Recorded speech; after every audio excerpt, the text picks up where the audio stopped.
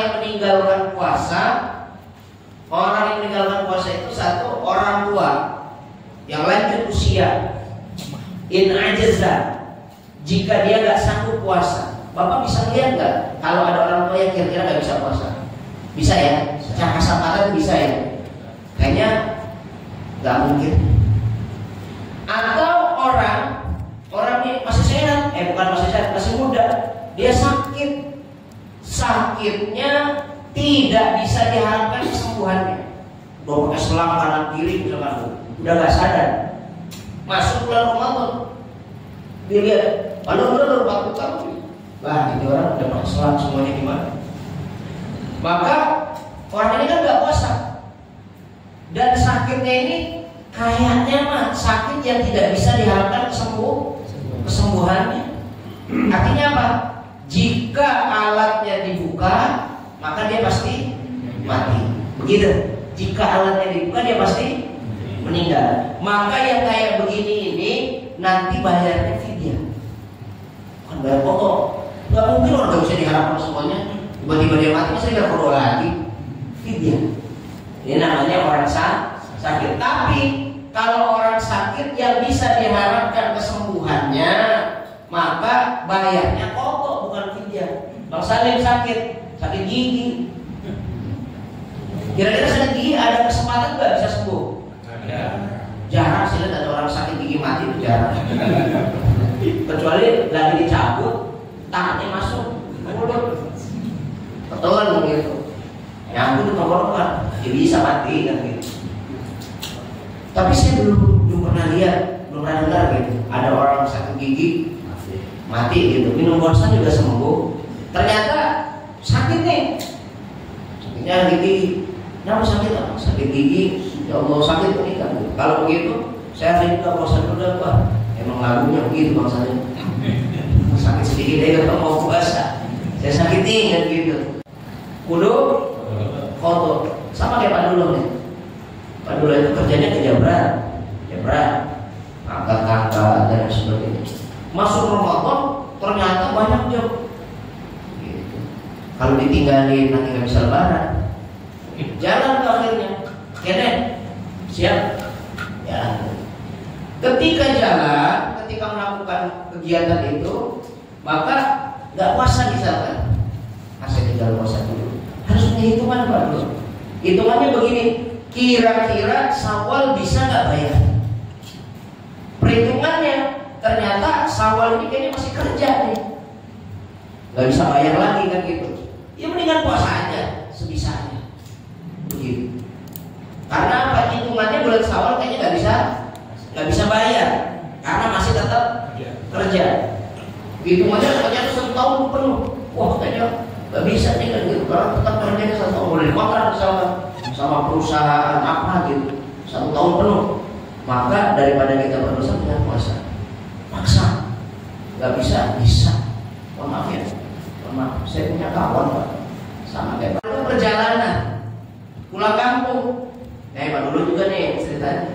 Pak Dulo kan ke Majalengka, berangkat dari sini tanggal 26 Ramadan, jalan naik motor, beliau naik motor 5 sampai 7 jam. Jalan ke Majalengka. Boleh nggak orang yang safar itu melakukan buka puasa? Boleh. Syaratnya 2. 1, safarnya itu masa fatil qasr, jarak tempuh yang boleh mengqasar sholat minimnya 86 kilo. 86 kilo ini jarak Cikampeknya. Ya, Jakarta Bogor belum nyampe itu. Jakarta Bogor itu baru 40 kiloan. Cikampek lah, Subang, Cikampek, Bandung kan. Udah nyampe tuh 86 kilo. Namanya masa fatil qasr, jarak tempuh yang bisa diambil lewat sholat qasr. Itu 1. Yang kedua, berangkatnya sebelum subuh. Kalau berangkatnya udah subuh nggak boleh, harus puasa. Nih Pak Dulo berangkatnya ke Majalengka. Ini tahu nih, oh besok saya pulang tanggal 26. Berangkat itu jam 3, jam 4. Misalkan subuh itu jam 5 ya. Saya ambillah subuhnya jam 5, agak siap dikit. Jam 5, jam 4 keluar rumah, bismillahirrahmanirrahim, 1 jam, baru 1 jam sampai di Bekasi Timur. Bekasi Timur Tambun, baru sampai Tambun tuh, mampir melipir, ada warung buka dulu nggak apa-apa, boleh, karena melakukan perjalanannya sebelum masuk waktu subuh. Tapi kalau jalannya jam 7 pagi, udah subuh apa belum tuh? Iya, bagus apa belum subuh, jam segitu siangan. Jam 7 udah subuh, karena subuhnya tadi jam 6 atau jam 5, jam 6 aja kita berangkat. Maka perjalanan kita nggak boleh batalin puasa, harus puasa. Kenapa? Syarat daripada melakukan safar itu, melakukan perjalanan itu boleh nggak puasa itu kalau berjalannya sebelum subuh. Gitu. Coba sekali-kali deh, kalau pulang kampung itu sebelum masuk waktu subuh, saat sebelum masuk waktu subuh boleh kita buka, tapi kalau sesudah subuh nggak boleh. Gitu. Itu safar.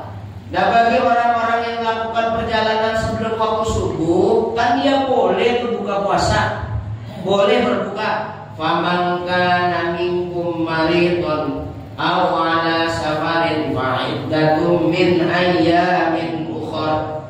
Kalau kita dalam kondisi sakit dan juga dalam kondisi bepergian. Kalau lagi bepergian, perginya yang kayak tadi tuh syaratnya 2, kayak tadi 86 kilo paling sedikit, lalu dengan jalan sebelum subuh, maka dia boleh buka. Ketika buka nggak puasa berarti, maka nanti bulan Syawal wajib qadha, bayar. Gitu. Kalau sama aja berarti kita utang puasa, maka wajib bayar qadha kan gitu ya. Ini sangat mudah itu sebenarnya, ada bacanya kecil banget ya, padahal tadi saya tidak gede. Nggak bisa tuh, gede-gede nggak bisa. Nah, paham ini Pak? Oke, jadi itu yang saya jelaskan tadi. Nah, ini yang terakhir. Dari tadi ngomongin kafarat fidyah itu satu mud itu berapa sih? Yang pertama ada dari Al-Ustadz Wahbaz Suhaili. Ini punya kitab Fiqhul Islam wa Adillatuh. Saya punya kitabnya 10 jilid, Fiqhul Islam wa Adillatuh. Yang disebut mud itu adalah wal mud khifnatu mil'ul yatain mutawassitatain. Yang namanya mud itu takarannya itu 3/4 liter kata Rasulullah. 3/4 liter itu kayak gimana? Dikasih tahu sama Wahbaz Suhaili. Ini dokter ini. 1 mud itu adalah cakupannya penuh buat telapak tangan pada umumnya. Kita begini nih Pak, isi beras. Begini nih, tuh ya, diisi beras. Berasnya munyuk ke atas, itu namanya 1 mud. Beratnya 3/4 liter. 1 liter dibagi 3/4. Saya kagak ngerti nih, matematik. 3/4 dari 1 liter 3/4-nya. Nah, 3/4 dari 1 liter. Segitu tuh 1 mud tuh. Segitu 1 mud. Paham gak? Jadi kalau mau tahu seberapa 3/4 liter, kata Syekh Wahbaz Suhaili begini.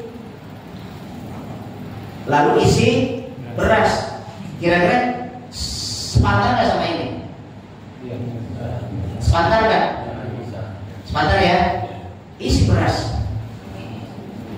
Nah, 1 mud. Begitu. Ngerti nggak? Segini. Kalau nggak pandarin sama piring, cakupannya segitu. Kalau mau ditimbang 3/4 liter, 3/4 liter segitu. Modelan dewasa, mohon maaf ya, dewasanya itu orang Arab, bukan orang Indonesia. Orang Indonesia mah tangannya iya kecil-kecil, orang Arab gede. Masya Allah orang Arab. Kalau jogging Arab itu gede. Kalau jogging Indonesia sudah begini Pak, Arab bisa sudah begini. Makanya Sayyidina Abu Bakar ketika lagi di dalam gua digigit ular, ular Arab. Ularnya ular Arab, ular Indonesia, ular kandung segede gini. Paham ya? Tangan orang dewasa, tangan orang Arab. Kira-kira yang di sini gede siapa ya? Adira yang kalian? gede-gedean terus raksasa itu. Jadi yang ukurannya perannya karakternya ya gede-gede Pak, gede-gede karakternya orang gede di ujungnya nanti seperti itu. Nah, selanjutnya saya mau bahas mud sedikit. Mud adalah satuan takaran. Jadi di Arab itu ada takaran liter, ada mud, gitu ya. Ada juga literan zakat nih Pak. Kalau kita kan pakai literan 1 liter tuh kalau 1 liter nasional. Kalau di Arab ada satuan literan zakat. Jadi ketika kita pakai kaleng itu masukin beras itu udah 3,5 liter tuh. Namanya segantar 1 zakat. 1 gantar zakat itu ada tuh gede. Jadi 3,5 liter itu. Nah kalau mud ini satuan takaran. Jadi liternya orang Baghdad, Irak. Jadi yang punya satuan liter itu pertama orang Arab, namanya orang Irak. Nah, lalu ini 3/4-nya dibagi 3/4-nya. Nah, 3/4 takaran 1 mud itu beratnya 0,6 kilo. Kecil banget ya. 0,6 kilo. Menurut Syafi'iyah 0,6 kilo itu 675 gram. Banyak apa sedikit itu Pak? Sedikit ya? 675 gram atau 6,75 ons. Ons. Ya, banyak ons ya. Dari gram jadi ons. Ini menurut Imam Syafi'i, Maliki dan Hambali. Tapi menurut mazhab Hanafi ini lebih real menurut saya. Menurut mazhab Imam Hanafi lebih besar, 815,39 gram. Berarti 816 ini. 816 gram. Segitu. Berarti sekitar 8 ons lebih. Gitu ya. Itu Imam Hambali. Berarti hampir 1 liter berarti ya. Hampir 1 liter. Berarti 1 liter kurang sedikit. Nah, saya mau kasih tahu sama Bapak, kalau berat itu kayak begitu, berat itu susah, kalau kayak gitu susah. Susah ya Pak. Maka caranya begini, masak nasi, beras dimasak, lalu kita makan. Berapa kenyangnya kita? Contoh, saya beli nasi padang, di sederhana. Ketika kita makan kenyang. Tuh 1 mud tuh segitu. Jangan yang pakai 13.000. Makanya nasinya sedikit. Padang sederhana. Ukurannya atau padang yang tempat raya kan gitu ya. Tempat raya. Tapi kan yang 13.000 nasinya sedikit. Ayamnya kecil. Ayamnya dipotong 12. 1 ekor dipotong 12, dapatnya kan sedikit. Dulunya kan ayam dipotongnya 6 ya Pak. Ini dipotong 12 wajib. Tapi kalau istilah mud ini harus ada biar kita dianggap sebagai orang ihsan, orang baik. Orang baik itu masa disuruhnya sama Rasulullah kasih nasi ya sama beras, iya. Cuma nasi ya. Ketika makan kira-kira nggak ada lauknya, enak apa enggak? Ada orang ngamuk cuma dikasih air sama dikasih kopi doang, gak ada lawannya, kan gak asik. Kurang ihsan.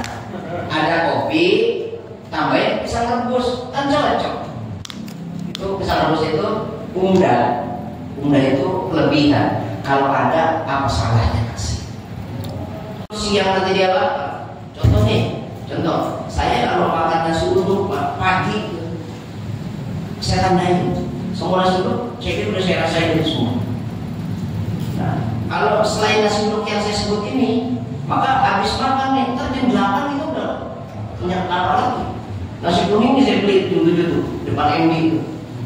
Saya makan tuh jam 7, ntar jam 10 udah lapar lagi. Itu namanya belum kenyang.